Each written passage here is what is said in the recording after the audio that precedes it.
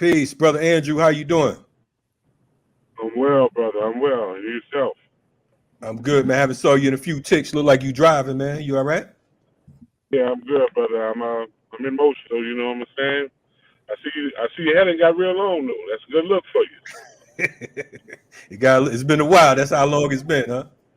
It's been Yes, a sir. minute, brother. Yes, It's sir. been a minute, but I thank you for the platform and I thank you for the voice. Absolutely. Hey, I want for folks who are unfamiliar with Andrew Joseph III, I want to get right into it.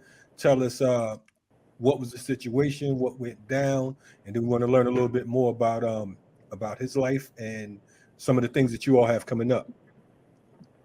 Yeah, no problem, brother. Thank you. And my name is Andrew Joseph Jr. And my son was Andrew Joseph III. He was killed in Tampa, Florida, February 2014. We allowed my 14-year-old son to go to the Florida State Fair. And while he was at the Florida State Fair, he was detained by the Hillsborough County Sheriff's Department.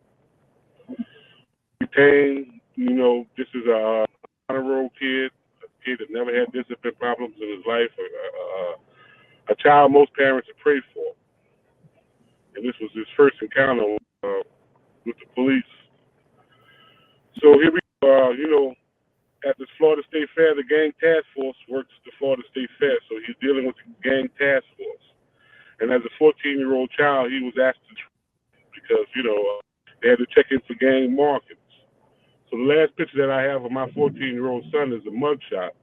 It's him against the fence with his name and his address and his phone number on it. So 13 kids that actually went to jail that night and went to the juvenile correctional center. And 99 kids, my child being the 99th child that was simply ejected, meaning we can't allow you to stay here at the fair. We're not arresting you, but we're going to put you in an official police vehicle and basically a band on the side of the road without calling anybody. So my child was mugshot and placed in the Trumbull County Sheriff's Department's paddy wagon vehicle and transported within 100 yards of the interstate and basically dropped off without being notified to anybody. My child went back to the gate, into the officer that he had been ejected. He needed to get from one side of the fair to the other side of the fair where his ride was going to be picking him up at. He was told that since he's been ejected, he's not allowed in the fair. He used to walk around 3.5 miles to get to his destination, and at some point he's going to have to bypass the states. So my son was on the directions of the office of the sheriff, crossed the interstate to get to his destination. While crossing, he was hit by a 19-year-old John Hatfield, a white boy coming from the fair going to the casino. In my world, coming from the bar to the bar. 19 Jonathan Hatfield wasn't given a breath test. He wasn't given a ticket. He was allowed to leave the scene with my son's remains all over the front grill as if nothing ever happened.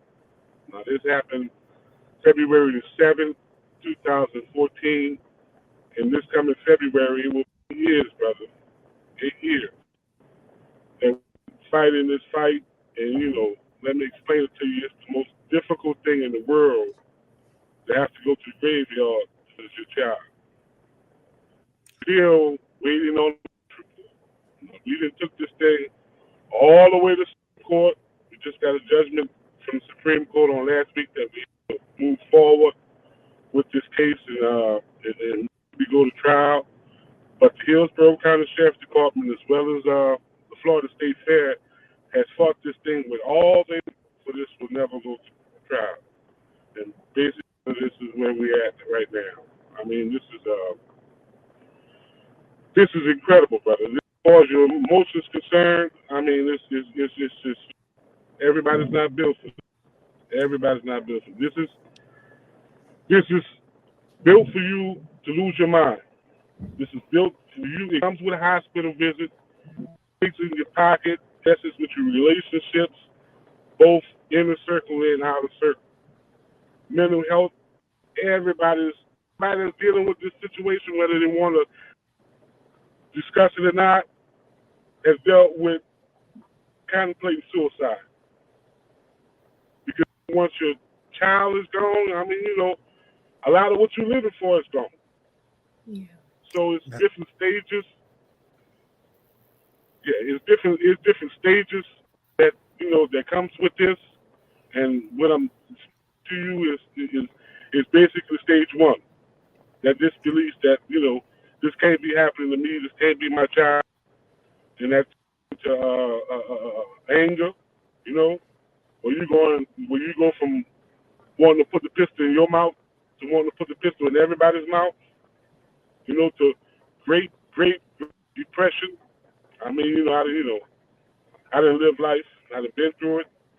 I done lost my mama, my daddy, my sisters, and close friends.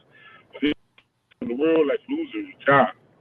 So Now this, it's grave depression that you go through, brother. And at some point, you try to, we're not responsible. We're not able to control when our loved ones die. So we don't have that kind of control over that. We don't have the control when their bones are incinerating and the skin's incinerating in the grave. We don't have that kind of control. The only control that we have over that is that person's name, that person's legacy. And, everybody in the world forgets your name, and your picture's no longer circulating, and you're no longer a part of the land of the living. Then and only then you truly dead. But as long as your name is circulating and somebody's in your name and somebody's looking at your picture, we believe that you're still here with the living spirits. So hey brother, the last time I saw you, and it's wild because of the fact that you were in Atlanta. We were on this panel with Jordan Davis's father and Kendrick Johnson's father, right? And yourself. Yeah. that was early in the game. Yeah. That was stage one, brother. I remember, and I remember sitting there feeling like I didn't want to be there because of the fact that as a father, seeing three strong men, and I say that not because you're on the piece. We've had brother Kenneth on the show, and we know that Jordan Davis' father is strong as well. But to sit there, because oftentimes we see the mothers on the scene, and we don't see the father speaking. But to be there and hear about your son's case in particular, knowing that it hadn't gotten any quote unquote national attention, knowing that the suffering that not only he had to go through, but your family. This was your only child, correct? That's my only son. I do have a daughter. At the time she was 10, and now she's 18, brother. Wow. But that was basically I'm originally from New Orleans. I'm from the South, so that was my namesake. My father's Andrew Joseph III. I'm Andrew Joseph Jr., and that was our family's name. That was Andrew Joseph III. You know what I'm saying? Yes, sir.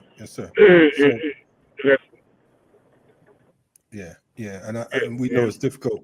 Yeah, I understand, brother. But for every Michael Brown, for every Kendrick Johnson, say one of them is 100 Andrew Joseph III. You know what I mean? That cases that you never heard of, the stories that you never heard of. It's selective. It's selective selections. Who gets the media and who doesn't. You know what I mean? But there's a lot of this going on. Right on. And when it first happened to me, I thought I was the only one that was going through it. But when I hit the highway, it's like you brought a new car, and you thought the only one with that car. Hit the highway, and you see this car everywhere. And you see this car parked in all kinds of garages. And everybody's going through situations. Well, we I know you heard it 1,000 times and from 1,000 different faces in 1,000 different places. But we're with you, Black Power Media Remix Morning Show, and all the shows on our platform. We're definitely open anytime you have anything going on. I know you have an event coming up. We have two guests on here today from our platform, Eric and Amber from Brokish Podcast. They're one of our newer shows on the channel. I don't know if you all have any questions or comments. Feel free. If you'd like to add on. I just wanted to say, Mr. Joseph, I'm so sorry for what happened to your son. But I just wanted to take this time to bring up how important it is for us as a community to be advocating to end qualified immunity, because no parent should have to spend 8 years fighting to hold the people who caused their son's death accountable. And that is what qualified immunity does. It creates unnecessary barriers like the ones you're talking about, where you have to litigate before you can even litigate. And that's just layered grief on top of grief on top of grief. And so I just wanted to use this moment just as an attorney, as a former prosecutor, just to point out that these are the reasons why we need a federal end to qualified immunity, because they will continue to kill us if they know there is no penalty for it. If our blood means nothing, and money cannot bring a child back, money cannot bring your loved one back, but it sure can make it so that they think twice if a city's going to go bankrupt, or if insurance becomes prohibitively expensive, because now we have to factor these things into the cost of doing business, because Black lives only matter when they're valuable. And so if we can assert our value on the federal level by advocating for an end to qualified immunity, hopefully when things like this happen, we can get quicker accountability and we can get more accountability, so that the next time there is a public event where children are, the gang unit will think twice about rounding our kids up and kicking them out and forcing them to cross a highway, because that is outrageous. That is outrageous. Absolutely. Absolutely. Thank you, Erica, Sister. you have That's an excellent point.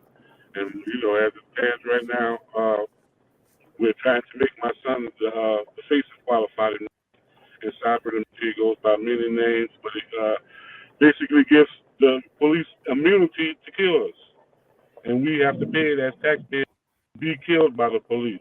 Now, very quickly, my son had really did something criminal that night. It wouldn't have took 8 years for us to get justice for it. It would have took 8 years to go to court. It would have taken 8 years to get a response, because I'm still waiting on a police report. I mean, no words at all, period, about what happened that night. Wow. From these officials. And Now, it's just right behind qualified immunity the whole while.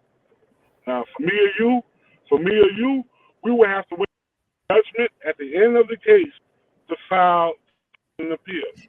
They get to file an appeal at every step in the very beginning. During the discovery, they filed the appeal.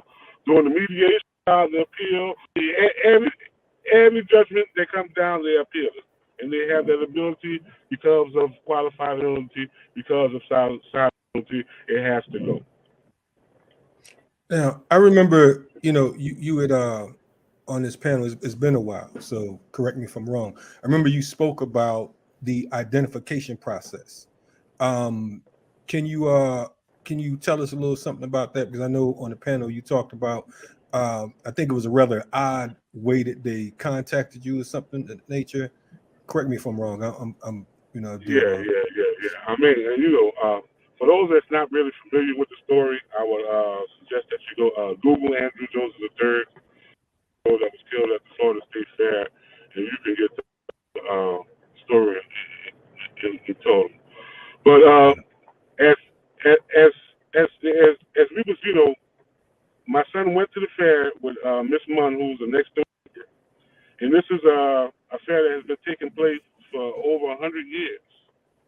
And, here locally in the Tampa area. It started with slaves at the fair, and then slaves being sold at the fair in the early 1900s, and it went up. It went to segregation, where the black folks were allowed to go to the fair with the folks. So the black folks had their own particular day to go to the fair, which was named as Negro Day. That was the day that all the black folks could go to the fair. for free. From Negro Day to Midnight Madness was another total catastrophe to where they were when my son died, Student Day. But the population, as well as the policy procedures, was still the same from Negro Day. Because, during Student Days was when all kids could come to the fair for free because they was getting free tickets from the school board. So, the population is still the same when every urban area is in there because they get to go to the fair for free. If you can place my son, what I consider to be a perfect child, in an official police car and drive him around the block times and drop him off in modern day lynching, has nothing changed but the name. So, originally we were from New Orleans, so I wasn't really familiar with this fair. I went online, my parents will do, and everybody was eating cotton candy and licking at candy apples. And it was a school-sponsored event, so in my small mind, this was going to be the day of all. In reality, it was more like a hip-hop, rock type of concert atmosphere out at the fair. When it first happened, they introduced my son as a gang member that was wilding at the fair. And I had no idea I know he wasn't no gang member. We stay in a gated community. And I didn't know what wilding was. I thought it was a young term. The kids didn't know what it was. I thought it was a local term, so I asked the old heads here in Tampa. They didn't know what it was. So it finally came out that it was a term that was pulled from up north, running around and misbehaving, which has nothing to do with this case. It has nothing at all to do. But this is the label that they gave him. We allowed my son to go to with Miss Munn, the next people, and her young child, he was 14. They went to the fair, and Miss Munn called and asked me, has I talked to Andrew Joseph III? We call him Pee Wee, I'm sorry. Have I talked to Pee Wee? And I said, no, he was supposed to be there. I thought everything was supposed to know what's going on. Well, I'm here to pick the kids up, and nobody has seen him for hours, and he's not where he's supposed to be. So now I'm calling his phone, and the phone is ringing 5 or 6 on the answer machine. So I know the phone is on. He's just not picking up for whatever reason. So Ms. Munn calls. She's they completely closed the fair down. They're turning off the lights. Everybody's out, and she can't find Pee Wee anywhere. What do I want to do? So I told him just to come on back to the neighborhood, and I'm gonna get in the car and I'm gonna come out there and I'll find him. He's probably just trying to buy some more time. Figures he got his teammates or his little girlfriend or whatever, and he's trying to buy some time in my mind. So I get in the car and I go to the spot where he's supposed to be picked up at, and the guy's locking the gate. The guy that works at the fair is locking the gate. I'm explaining to him that I'm supposed to pick my son up here, and he's not here. Can you help me? He said there's about 30 or 40 kids on the other side of the fair, 3.5 miles around. I need to go around there, and my son's around there. There's about 30 or 40 kids waiting on their parents on that side. So I go from the side where he's supposed to be picked up on one side to the other side, the street side, and there's 30 or 40 kids out there. My eyeball is each one of these kids. None of these kids are mine. So there's 2 policemen there. The sheriff talking to people, and you know how they pull close to each other and talk to each other through the window inside their cars. This is how they're speaking to each other. So as I approached him, I explained to him, for my son, he's supposed to be on the other side. He's there. I looked at all the kids out here. None of these kids are there. Can you help me? And he asked me for his picture and went to run his name. I'm talking to the sheriff at this point. He run his name at the hospital and took his picture and was looking through the juvenile correctional center. The trooper explained to me that he's working on a debt report, top of the interstate. And, my son's at the fair and he don't drive, and he wasn't with nobody. So the rider's telling me that she came up, so I'm going to talk to the state trooper. Work with the sheriff, but so they asking me more intimate questions. He asked me for a picture. He asked me what my son had on, and he asked me to call my son. So I called him, and just like the other times, it's ringing 4 or 5 times, and it's going through the answer machine. Then he gets out of the car, distance. He's still sitting with each other at this point. He gets out of his car and he puts his hand on my shoulder. He looks at me in the eye. He's a white guy, got a military haircut, green looking eyes. He tells me the phone that I'm calling is ringing in the body they have down at the mall. But, I don't want you to panic. But the guy down at the mall has something funny around his waist. Can you tell me what your son had around his waist? So now, I do it. I don't know what's going on, so I can't even remember what kind of belt the boy had on, you know what I'm saying? So like a brick wall fell on me at that point. So I called my wife at the house and explained to her, we still hadn't found Pee-wee, but, we are dealing with a life of type situation. I need to know what belt he left the house with. And she gets to screaming and howling on the phone. I can't understand what she's saying. I guess reality's kicking in for her. She tells me that my son didn't leave the house with a belt. He took I have a silk like Gucci body scarf that I display stuff on, and he took the body scarf and tied it around his waist. He left the house with the scarf around his waist. Now, state troopers asking me what she said. I finally explained to him that my wife said he left with a black, red, and green Gucci scarf around him. And at that point, he was telling me because he has the codes that you described, because the phone is ringing in his pocket, because the guy down at the mall left with a scarf tied around his waist. He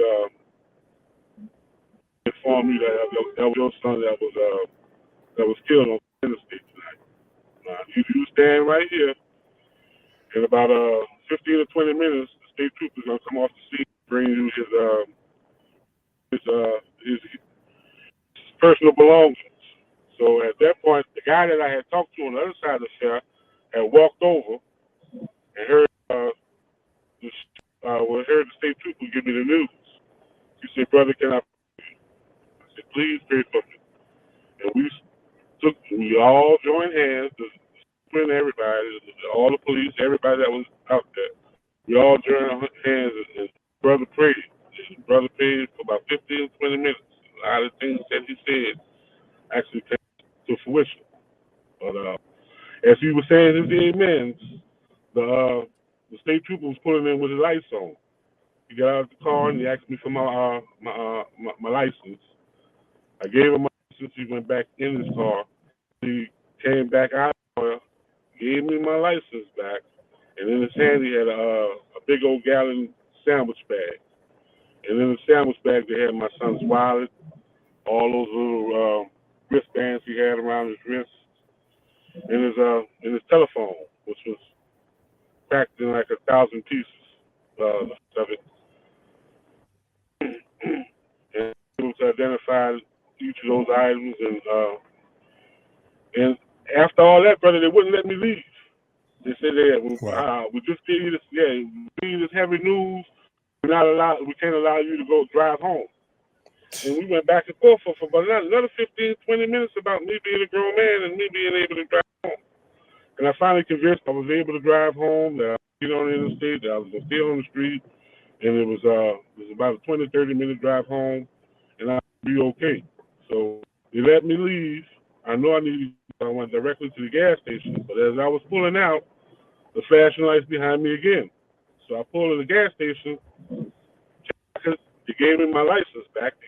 You can't be that. They won't. But I pulled over in the gas station, and he gets out of the car and puts his shoulder on my hand, and puts his hand on my shoulder again. Sure, you're gonna be all right. Like, yeah, I'm gonna be fine. I guarantee you. And I made it home. And I went through all that, and I'm thinking they really was concerned about me making it home.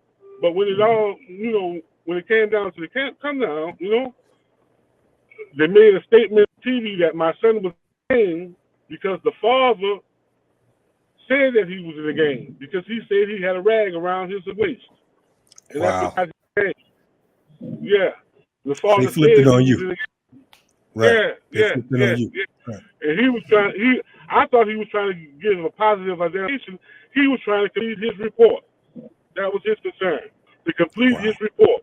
And when I gave him that statement, that's all he had to hear. It was official from that point. So my son got the gang label on the very first 24 hours. And as That's I crazy. mentor these parents, as I'm going through now, is you have to have advocacy. You have to have somebody on the ground for you fighting in those first 72 hours. It's going to make the rest of the case for the rest of your life, those first 42 hours, because the law enforcement is getting their story. They're not necessarily gathering information about what happened. They're information about their narrative that's going to complete their story. So you have to be having somebody on the ground, advocacy work, talking to the witness, taking pictures, that's taking statements, that's doing the work that needs to be done. Because if not, you're not going to get your voice for another 6 months, maybe 8 months, sometimes as long as 2 years. You know what happens in 2 years? Your voice, then the statute of limitations is over. You know what I'm saying? So all these things that's being done by design, it don't matter what category you think about, economics, health, law, whatever you think about, black people are last by design. Last place by design is no matter what you think about it. And I'm trying to figure out why, whether he was in a gang or not, is even relevant to the analysis. Because if your son was in a gang and you let him out and allowed him to run across the highway, I guarantee you would have been arrested. So even if he was in a gang, there are processes and procedures in place in this country for detaining minors. And what should have happened is he should have been detained, and his guardian or parents should have been notified that he was suspected of gang activity. I mean, what is crazy to me is that we think that even a child who is in a gang should be allowed to run across the interstate. Sure. Like, that has absolutely nothing to do with the relevant analysis of the fact that there are processes in place for detaining minors, and this was just blatantly not followed. Whether he was in a gang or not, when you detain a minor, you don't instruct them to run across the highway, because if any parent or any other adult would have done that, they would have absolutely been charged with breaking 5011 laws. So it's just crazy to me that we can get stuck on something that matters zero in the analysis of whether this baby should still be alive or not. Because if you thought that, process him, detain him, and contact his parents so they can retain an attorney and fight the issue and litigate the issue in court about whether he should or should not have been detained at the fair and asked to leave. But the fact that we are using whether he was in a gang or not to justify instructing a child to run across a highway is ridiculous and absolutely irrelevant to the legal analysis. Absolutely irrelevant.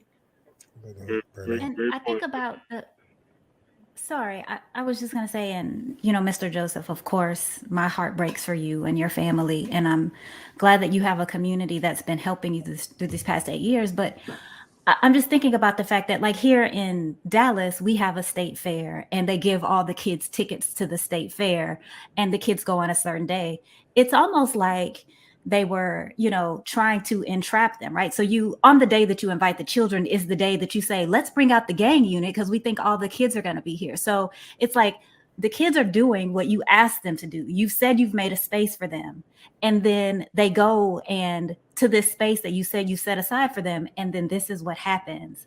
And it's like the state is just always doing something insidious, right? Like, and just coming together. And sorry. Yeah. It's fine, sister. Let me just wrap up. Can you just say you're right, sisters? Both of you are absolutely correct, because, you know, I like to say I don't care if I was Satan himself, if I was the devil himself, and mine was Satan's son. He deserved to die like that. That's right. Regardless to whether he was in a gang or he was an honor roll student, he was black or he was white, it was a child. 14-year-old child who laid on the interstate for another 30 minutes, and they refused to touch him because they had labeled him a gang member. So he bled out. and they refused to treat him, and he bled out. Listen, now go ahead. I mean, finish. I'm sorry. It's just it's such an infuriating case, man. It's like, yeah, I mean, and it's a lot. It's a lot. Most people don't want to deal with it because once you hear the story, you can't unhear it. That's right. That's right. So it's part of your spirit forever. So a lot of people don't want to deal with it at all. And there's a lot of people that's the department as well as the school board, as well as the state fair authority, and this is like the fair in Dallas. If I have permit to carry a weapon, a George Zimmerman permit to carry a weapon, and I show this permit at the front gate at the Florida State Fair, at the front gate at the Dallas Fair, I'm allowed to come in that fair with my gun. So now you have guns and alcohol inside the fair on student day. You can't put guns, alcohol, and children in the same environment and feed it to the community as if it's safe. These free tickets that we get down here, they're basically strong-arming us to participate in this fair because the whole complete school system is shut down. And they get free tickets, and you almost a bad if you're not allowing your child to participate. Because Daddy, I got the whole day off for school. I got a free ticket. Everybody in the neighborhood is going. Why I can't go? Right. I'm sorry, brother, but society shows us that you can't even go to Chuck E. Cheese without it. You can't get a cookie from the grocery store without your parent being present. And we're being strong-armed to participate in these state fairs, and mainly our parents, because most parents, get off of work 3, 5 in the afternoon. These children are able to go to the fairs early as 8 o'clock in the morning when it opens. Right. You have an event coming up. Can you give us some, let us know about that so that the folks in your area that's checking it out can support what you're doing? Again, we have opened up a foundation in my son's name, the Andrew Joseph Foundation, AJF, located here in Tampa. Every year we have a celebration in his honor. This year is very big because we expect him to go to court. We have just got the notification from the Supreme Court that we can move forward. So we anticipating going to court within the next 6 months. So we're affiliated with all these families that's been going through this for years. So we'll have everybody here, the Michael Browns, our chapter of the Black Lives Matter, grassroots.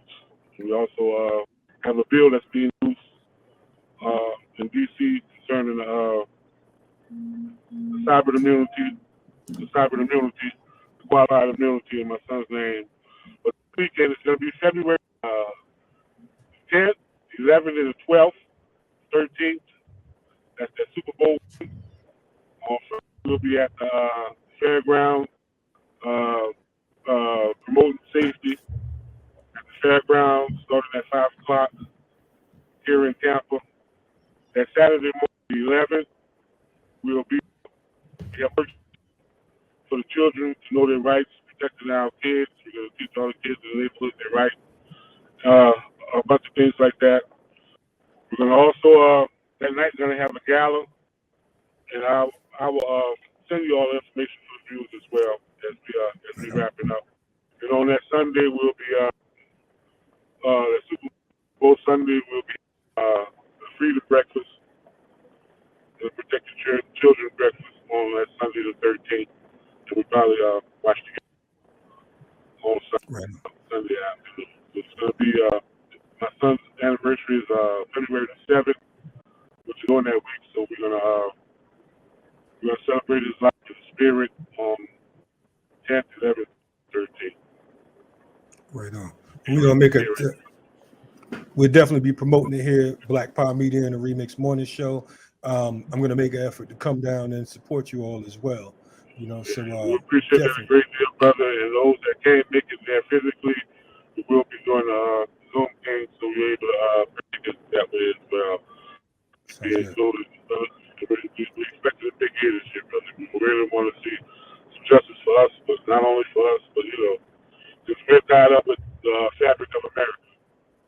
And, we're really trying to change some things so there won't be another set of parents that have to go through this. Like I said in the very beginning, this is not made for everybody. This is not made for everybody. I wouldn't wish this on this nightmare on my worst enemy. Because, it's something serious. Humans are not built to bear. Right on. Well, you stay strong. Give the love to the family. Thank your wife for setting up the interview as well. And we'll have you back on soon, and we will keep our audience posted on what's happening. And there will be justice for him. Stay the course. You know what I'm saying? It might take longer than we would like it to take, but these demons ain't getting away with nothing.